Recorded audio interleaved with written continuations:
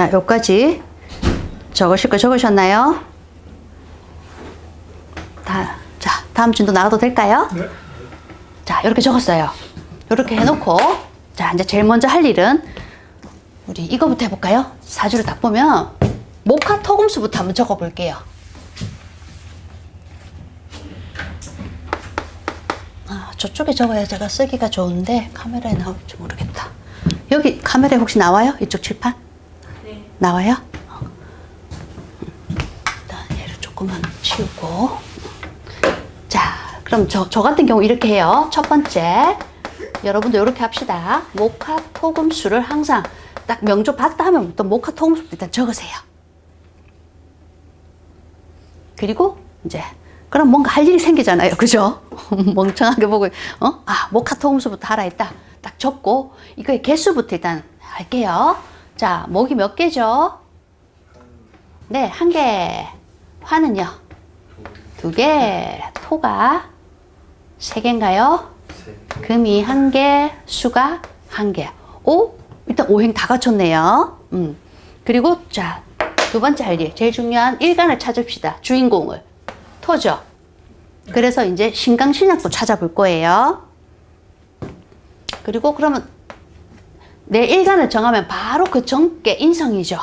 그래서 내 일간을 동그라미 친 다음에 바로 전에 있는 거하고 요거 하고가 내 편. 그죠? 그럼 나머지 3개는 그냥 쉽게 상대편 해가지고 몇 대 몇으로 되는지도 한번 봐요. 이러면 몇 대 몇? 5대 3. 좀 약간 신강해 보이죠? 근데 이것만 다가 아니죠. 우리는 공부를 했으니까 이거 숫자만 보지 말고 점수로 한번 또 가볼게요. 점수로. 혹시 기억하시나요? 점수로 할 때는 여기를 5점, 5점. 여기 10점, 10점, 10점, 10점. 월지가 점수 제일 높았죠? 35점. 여기가 15점. 이렇게 배점으로 한번 해볼게요. 이게 절대적인 건 아니에요. 하지만 가중치가 이렇게 된다는 거. 책에서는 네. 월지가 제일 높고 그 다음에 시지가 두 번째고 일지가 세 번째로 나오네요. 그렇죠. 그것도 말씀 한번 드려볼까요? 학자들마다 다른데 이분은 시간을 중요시 여겼는데요. 근데 좀 다수설이 월지, 일지가 더 많아요. 일지, 시지. 근데 이분은 자연의 그 음양의 변화, 시지를 왜 중요하게 했냐면 아침에 태어났느냐, 저녁에 태어났느냐에 따라서 강도는 다른 건 맞거든요. 근데 다수설은 그러더라고요. 이분은 맞아요. 그렇게 해놨어요. 그리고 또 시간은 먼저 봐야 될 때가 있어요. 그거는 제가 예시를 할 때 해드릴게. 보통은 월, 일, 시로 할게요. 그리고 특별히 시를 먼저 봐야 될 경우가 있습니다. 그때 말씀드릴게요. 자, 요거 가볼까요? 그럼 목이 35점짜리죠. 일단 점수를 대략 한번 적어볼게요. 1개지만 점수가 높죠. 그래서 점수를 적어봐야 돼. 목은, 그럼 화는 몇 점이에요? 합하면 2개? 20점. 토는요? 30인가요? 금, 또 수는요? 5점. 대략 이렇게 되나요? 자, 적어놓고 또 봐줘야 될 게 있어요. 우리가 앞에서 통근, 투출 한번, 자, 안 배우셨더라도 처음 이름도 한번 들어놓으세요. 통근은 천간 기준으로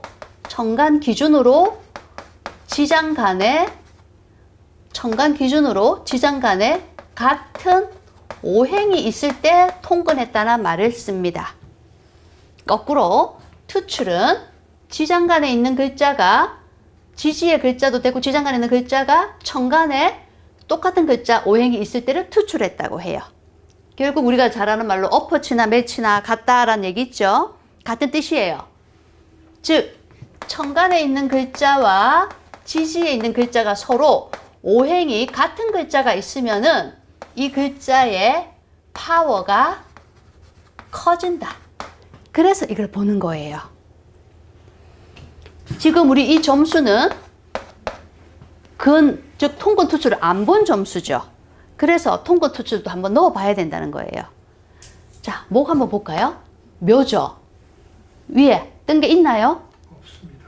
자, 혹시 있을 수도 있으니까 지장간 한번 적어볼까요? 혹시 갑, 을이죠.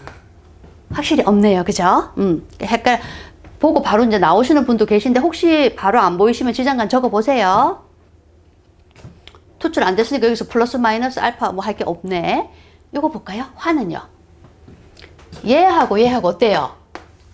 뿌리가 이 되죠? 그죠? 그래서 이 화기운은 플러스 알파를 좀 해줘도 될 것 같아요. 토기운도 뿌리가 있죠? 얘도 플러스 알파 좀 해줘도 되겠고요. 금, 뿌리 있나요? 사에 있어요. 신금인데 사에 경금 있죠? 이것도 플러스 알파 좀 가능하고요. 자, 마지막 수요. 수는 뿌리 있나요? 즉, 얘니까 위에 투출된 게 있는 걸 보는 거죠. 네, 없습니다. 하여튼 연결된 걸 보면 되죠. 없죠? 그럼 요 그대로예요. 그래서 이제 우리가 수준이 올라갈수록 옛날에는 처음에 요거만 봤다면 요 단계 갖고 이제는 요거까지도 조금 생각을 하시는데 근데 뭐 그냥 요런 게 있구나 요 정도 알아두시면 되고 자 그럼 요걸 기준으로 해서 신각 신약을 따져봅시다. 신강 신약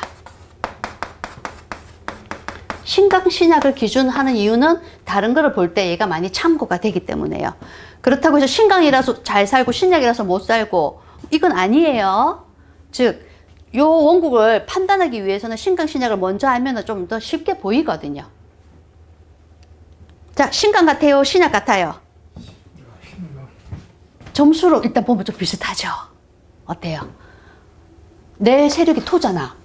인이 요거죠? 합하면 몇 점? 비슷하네요. 또 요거 비슷한데? 자, 알파가 요게, 그죠? 요게 한 개 붙었고 두 개가 붙었으니까 조금 더 약간 강. 요 정도는 이제 우리가 중하라는 말을 써도 좋을 것 같아요.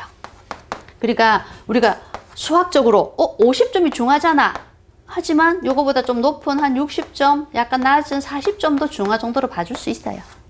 그러니까 여기서는 뭐 답을 제시하라는 거 아니니까 한 중간에서 조금 강하네, 중간보다 조금 낮네. 그래도 대략 중하로 본다. 그 정도. 중하사주가 균형이 좋다고 그랬죠. 근데 중하사주가 좀 단점이 뭐냐면 용신 잡기가 좀 힘들어. 예를 들어서 막 한 오행이 많으면 그거를 물리칠 오행을 좀 넣어주면 되거든요. 그래서 오히려 기울어진 사주는 우리가 감명하기는 더 쉬워요. 근데 중하가 조금 감명하기는 힘들지만 요 사주는 결국 다른 말로는 어떤 오행이 와도 좀 그렇게 크게 기울어지지는 않는다.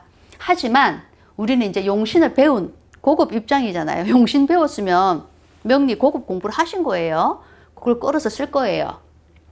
그러면 이제 여기서 우리가 용신은 쉽게 막 괜히 막 머리 이렇게 불편하게 하지 마시고 용신은 나를 이롭게 해주는 글자 그냥 쉽게 아시겠죠? 내 사주를 좋게 만들어주는 글자가 용신. 그것만 기억하세요. 이 사람은 일단 여기 보세요. 점수표를 어떤 게 제일 좀 낮아요? 요게 좀 낮죠? 그러면 수가 좀 더 오면 좀 균형이 더 좋아지겠죠. 이 사람한테 수는 뭐가 되죠? 십성으로. 자, 그렇죠? 십성으로 뭐가 돼요? 인성. 이게 인성일까요? 인성은 환대요? 그죠? 터니까. 그죠? 얘는 재성이죠? 저기는 남자 30세니까 여자도 되고 돈도 되겠죠? 조금은 약하죠, 딴 거 비해서. 그러면은 수를 좀 더 보충해준다 치면은 좀 더 좋아지겠죠? 그러면 이제 이걸 이렇게 이용하자고. 그럼 용신에 수용신 좀 괜찮겠네. 수 들어왔을 때 좀 운이 좋아지겠다. 또 금도 한번 생각해 볼까요? 좀 약하니까. 금은 뿌리가 있기는 있죠. 그죠? 뿌리가 있기는 있어요. 그래서 뭐 만약에 한 개만 해준다면 수가 제일 급하네요. 그리고 금도 있으면은 좋은 게 금생 수해서 수도 커지고 금도 좀 더 보충이 되면 점수도 좀 더 올라가고 어때요? 괜찮죠? 그러면 이 친구는